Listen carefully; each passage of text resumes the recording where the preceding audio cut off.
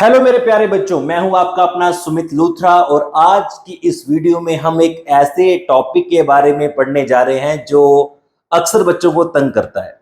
और तंग करे भी क्यों ना, कैलकुलेशन ही कैलकुलेशन, कैलकुलेशन ही कैलकुलेशन। खैर, टॉपिक का नाम है स्टिक्योमेट्री।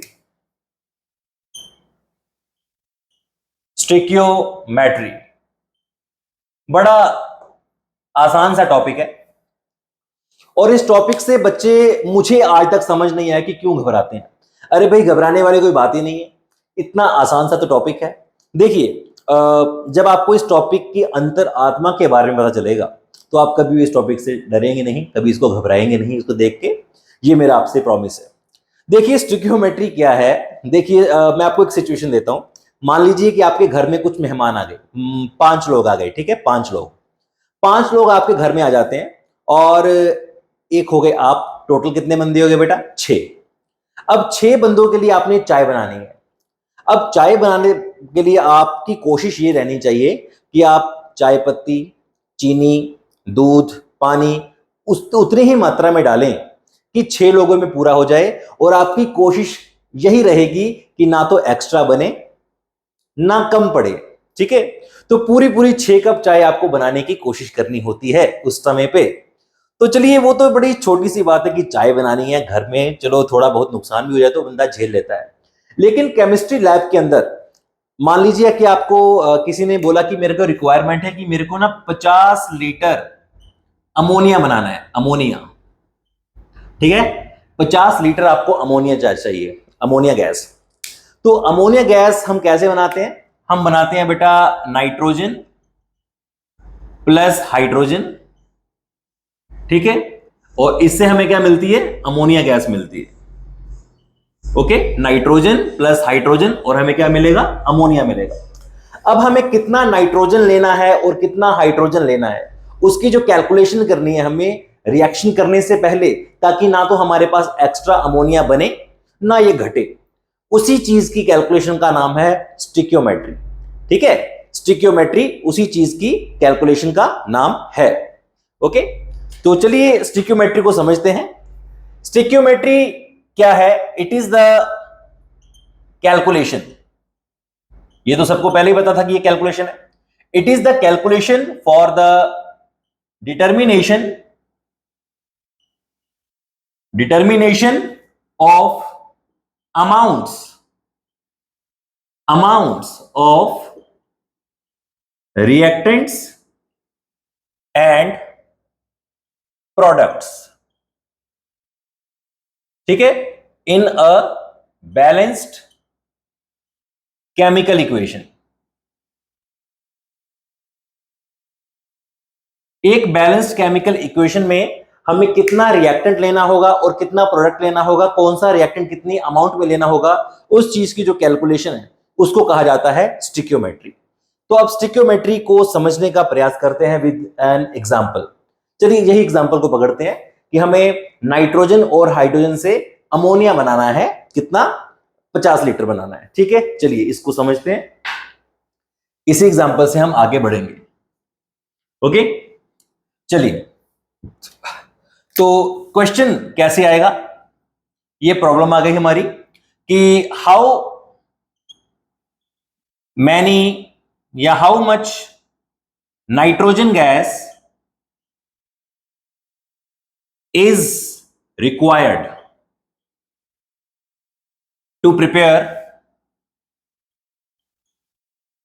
50 liters of ammonia, 50 liters of ammonia।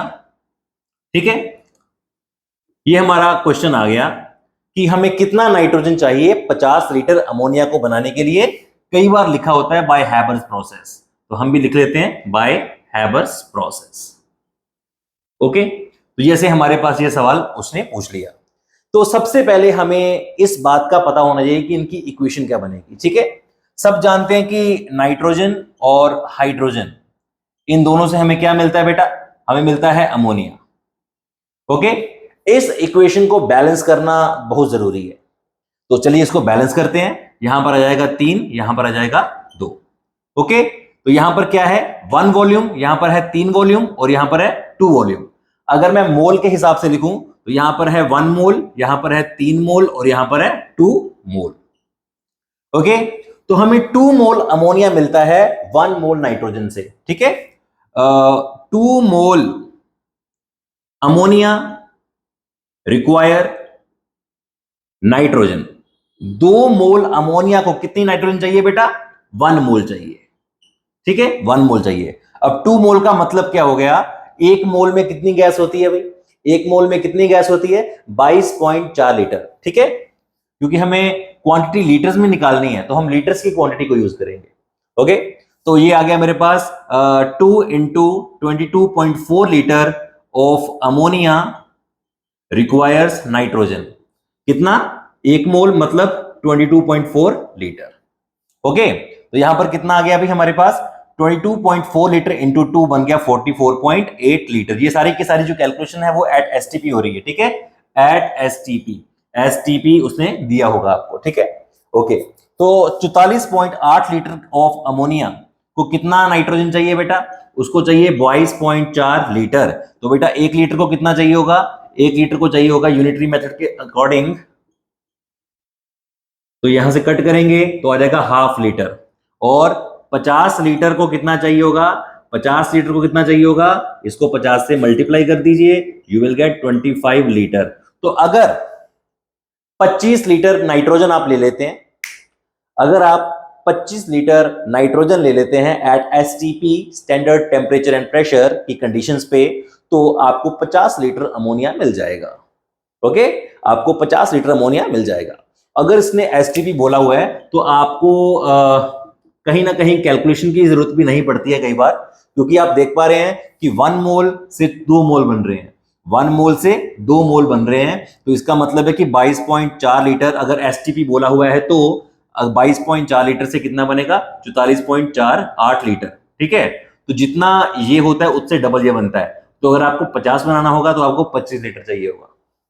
Okay, तो इस तरह की क्वेश्चंस जो हैं वो पेपर में आ जाते हैं। एक और प्रॉब्लम को डिस्कस करते हैं स्टिक्योमेट्री की। आई होप आपको समझ आ गया होगा। स्टिक्योमेट्री से डरने वाली तो कोई बात है नहीं। ठीक है, अगर नहीं समझ आया होगा तो स्क्रीनशॉट लेकर दोबारा से आप देख सकते हैं, और अगर तब भी ना आए तो कमेंट सेक्शन में डाउट जरूर पूछिएगा। वैसे डाउट आता नहीं है कोई भी, ये आपको मैं गारंटी से बोल रहा हूं। ओके, अगला सवाल है हमारे पास, how much water how much water is prepared on combustion of 1 gram of hydrogen and 2 gram of oxygen। ठीक है, 1 gram of hydrogen and 2 gram of oxygen. अब बेटा इस क्वेश्चन को सॉल्व करने के लिए आपको एक छोटा सा कॉन्सेप्ट ध्यान में रखना होगा, लिमिटिंग रिएजेंट का। ठीक है, limiting limiting reagent, limiting reagent. अब ये लिमिटिंग रिएजेंट क्या होता है? मान लीजिए कि आपके पास दो चीजें हैं, एक है ए और एक है बी। ठीक है, 10 ग्राम ए 2 ग्राम बी मिलकर बनाते हैं 12 ग्राम पी। ओके, अगर आपके पास ए मैं बढ़ा दूं 100 ग्राम कर दूं, लेकिन बी को ना बढ़ाऊं, वो 2 ग्राम ही रहने दूं। ठीक है, बी को मैंने नहीं बढ़ाया, मैंने सिर्फ ए को 10 गुना ज्यादा बढ़ा दिया, तो क्या मेरे पास पी ज्यादा बनेगा?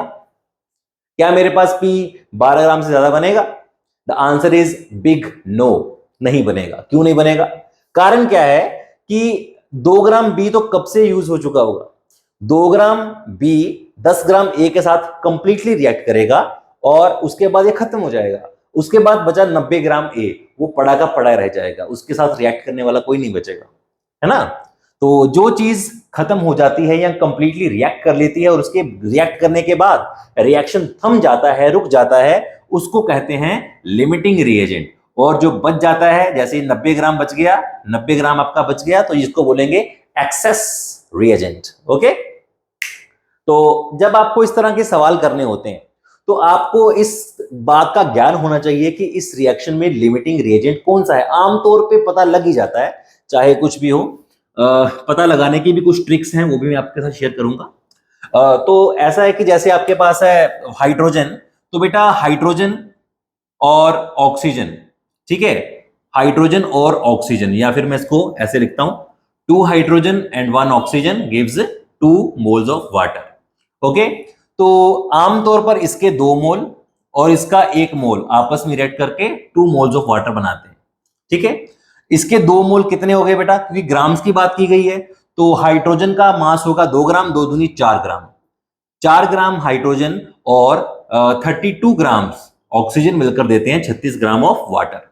ओके, तो यहां पर कहने का मतलब यह है कि अगर 32 ग्राम ऑक्सीजन के साथ 4 ग्राम हाइड्रोजन यूज हो रहा है, ठीक है, तो यहां पर आपके पास दिया हुआ है 1 ग्राम हाइड्रोजन, ठीक है, 1 ग्राम, मतलब इसका 1/4 दिया हुआ है, ठीक है, इसका 1/4 और इसका 1/4, तो अगर मैं इसका 1 ग्राम ले रहा हूं, यहां पर कितना है, इसका 1/4 करेंगे तो 8 ग्राम, 1 ग्राम को 8 ग्राम ऑक्सीजन चाहिए होगी, लेकिन हमारे पास ऑक्सीजन तो कम है, 2 ग्राम ही है, तो इसलिए पूरा का पूरा 1 ग्राम हाइड्रोजन रिएक्ट नहीं कर पाएगा, क्योंकि ऑक्सीजन खत्म हो जाएगी जल्दी। ऑक्सीजन सिर्फ 2 ग्राम है, 1 ग्राम हाइड्रोजन के साथ 8 ग्राम ऑक्सीजन रिएक्ट कर सकती है, लेकिन आपके पास तो ऑक्सीजन सिर्फ 2 ग्राम ही है। इसका मतलब ये होगा कि ऑक्सीजन जल्दी खत्म हो जाएगी, और अगर ऑक्सीजन खत्म हो गई, अगर ऑक्सीजन खत्म हो गई तो बाकी का हाइड्रोजन कहां जाएगा, कहां जाएगा, कहां जाएगा, कहीं नहीं जाएगा। ठीक है, देखो वो बच जाएगा। तो इस तरह से आपको पता चल जाता है कि जो चीज जल्दी खत्म हो रही है वो हमारा लिमिटिंग रिएजेंट है। ठीक है, वो हमारा क्या है, लिमिटिंग रिएजेंट। और आपने अब जो यूनिटरी मेथड लगाना है वो लिमिटिंग रिएजेंट के साथ ही लगाना है, जल्दी आंसर आएगा। आ तो वैसे भी जाएगा लेकिन जल्दी आएगा लिमिटिंग रिएजेंट के साथ। तो चलिए इसको समझते हैं कैसे करना है ये, चलिए इसको समझते हैं कैसे करना है ये। देखिए 2H2 plus O2 gives 2H2O। Okay, मतलब 4 ग्राम और 32 ग्राम हमें दे रहा है 36 ग्राम। ठीक है, तो हमें उसने पूछा है कि 1 ग्राम हाइड्रोजन और 2 ग्राम ऑक्सीजन, तो जो लिमिटिंग रिएजेंट है वो हमारा ऑक्सीजन है, तो हम ऑक्सीजन की तरफ से सारी रिएक्शन करेंगे। तो बेटा 32 ग्राम ऑक्सीजन गिव्स वाटर, कितना वाटर दे रहा भाई, 36 ग्राम। तो भाई 1 ग्राम कितना देगा, यूनिटरी मेथड शुरू हो गया, 36/32, और हमारे पास कितना है ऑक्सीजन है, 2 ग्राम है सिर्फ, या क्या 36/32 गुना 2, कटिंग करेंगे 16, 4 से कटिंग करेंगे 4 9, 9/4 यानी कि 2/2.2, इतना सा वाटर मिलेगा आपको, 2.2 ग्राम। ठीक है, आपको जो पानी मिलने वाला है वो सिर्फ 2.2 ग्राम ही मिलेगा, इस बात की पुष्टि हो चुकी है अभी। ओके, ये है स्टिक्योमेट्री। स्टिक्योमेट्री में आपको लिमिटिंग रिएजेंट, एक्सेस रिएजेंट, कभी कभार एम्पिरिकल फॉर्मूला, मॉलिक्यूलर फॉर्मूला को भी स्टिक्योमेट्री के साथ ही जोड़ा जाता है, परसेंटेज कॉम्पोजिशन को भी स्टिक्योमेट्री के साथ ही जोड़ा जाता है, लेकिन एक्चुअल में स्टिक्योमेट्री जो है वो इन्हीं बैलेंस्ड इक्वेशंस की कैलकुलेशन को कहा जाता है। एक और सवाल करते हैं, उसके बाद बातें करेंगे आगे। एक और सवाल करते हैं, देखिए एक और क्वेश्चन है, बड़ा जबरदस्त क्वेश्चन है। देखिए how much carbon dioxide is obtained on combustion of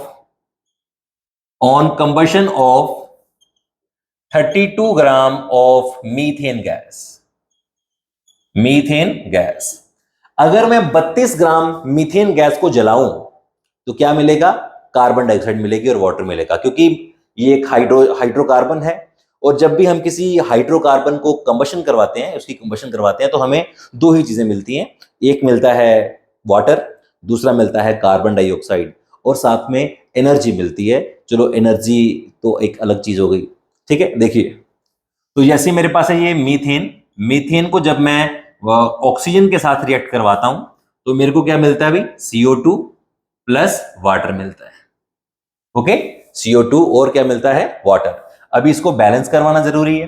balance करवाने के लिए क्या करेंगे, 2 कार्बन इधर हो गए, ठीक है, और इधर हो जाएगा 2।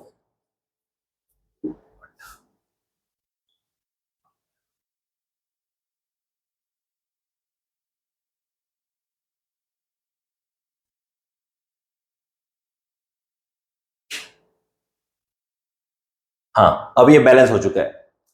अगर मैं गलत नहीं हूं तो ये बैलेंस हो चुका है। 2 कार्बन यहां पर, 2 कार्बन यहां पर, 8 हाइड्रोजन, 8 हाइड्रोजन और 8 ऑक्सीजन, 4 और 4 8, बिल्कुल सही से आई थिंक ये बैलेंस और भी सिंपल तरीके से हो सकता था। यहाँ पर मैं 2 से डिवाइड कर दूंगा पूरी इक्वेशन को, यहाँ पर आ जाएगा 2, यहाँ पर आ जाएगा 1 और यहाँ पर आ जाएगा 2। तो ये मैंने और सिंपल से इसको बैलेंस कर दिया, ठीक है। ओके, बैलेंसिंग करवाने के बाद अब हम क्या देखेंगे कि 32 ग्राम मीथेन है, तो यहाँ पर मीथेन का जो मोलर मास है वो कितना है भाई, 16 ग्राम। यहाँ पर कार्बन डाइऑक्साइड का कितना मोलर मास होता है, 44 ग्राम होता है। आपको मॉलिक्यूलर मासेस को कैलकुलेट करना आना चाहिए, बाद में याद हो जाएंगे, ठीक है। जब थोड़ा एक्सपीरियंस हो जाएगा निकालने में, उसके बाद वो याद ही हो जाते हैं। हाँ जी, तो 16 ग्राम मीथेन रिक्वायर्स, 16 ग्राम मीथेन रिक्वायर्स CO2 कितना बेटा, रिक्वायर नहीं प्रोड्यूस, सॉरी प्रोड्यूस, ठीक है। 16 ग्राम मीथेन ने कितना कार्बन डाइऑक्साइड प्रोड्यूस करा, 44 ग्राम, 44 ग्राम करा। 1 ग्राम कितना करेगा, 44/16, और हमारे पास कितना है बेटा, 32 ग्राम है। 32 ग्राम कितना प्रोड्यूस करेगा, 44/16 गुना 32, कटिंग करेंगे, आ गया 2, आ गया 88 ग्राम, तो 88 ग्राम कार्बन डाइऑक्साइड प्रोड्यूस हो जाएगी, ठीक है। ये सब चीजें हैं जो आपको समझ आनी चाहिए। इसके अलावा हमारे पास एम्पिरिकल फॉर्मूला, मॉलिक्यूलर फॉर्मूला के भी कुछ क्वेश्चंस होते हैं जो परसेंटेज के ऊपर डिपेंड होते हैं, और परसेंटेज की कैलकुलेशंस जो हैं वो भी बड़ी आसान सी होती हैं। जैसे मैं आपको एक साधारण सा क्वेश्चन सॉल्व करके दिखाता हूं परसेंटेज का, ठीक है। परसेंटेज का आपको एक क्वेश्चन मैं सॉल्व करके दिखाता हूं, देखिए। जैसे वैसे जरूरत नहीं है मुझे लग रहा है, लेकिन आई होप कि आपको ये सब कुछ आता है पहले से। देखिए, परसेंटेज कॉम्पोजिशन, परसेंटेज कॉम्पोजिशन और empirical and molecular formula, empirical and molecular formula, ये जो चीजें हैं ना, ये भी स्टिक्योमेट्री के अंदर ही कुछ लोग कंसिडर करते हैं, ठीक है, कि ये भी कैलकुलेशन ही है। तो हमें इसका बारे में कुछ बताइए, स्टिक्योमेट्री पढ़ा रहे हैं तो स्टिक्योमेट्री के अंदर ये दो चीजें मेरी तरफ से तो नहीं आती हैं, ठीक है।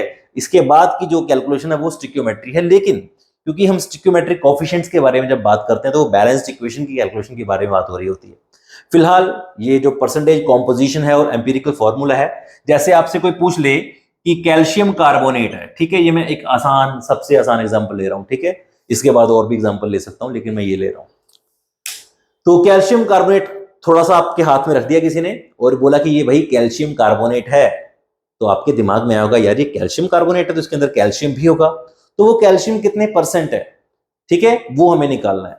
ओके, तो कैल्शियम कार्बोनेट का अगर मैं मास निकालूं 40 + 12 + 48, तो ये बन जाएगा 100 ग्राम, ठीक है, ये उसका मोलर मास है। और जिसका आपने परसेंटेज निकालना है, जैसे परसेंटेज ऑफ कैल्शियम आपको निकालना है, तो आप क्या करेंगे, आप करेंगे mass of calcium in 100 gram of compound over molar mass into 100 sorry, तो ये बन जाएगा 40/100 इंटू 100, तो ये बन गया 40%, ठीक है। तो इस तरीके से आप कैल्शियम की परसेंटेज निकाल सकते हैं, कार्बन की भी निकाल सकते हैं।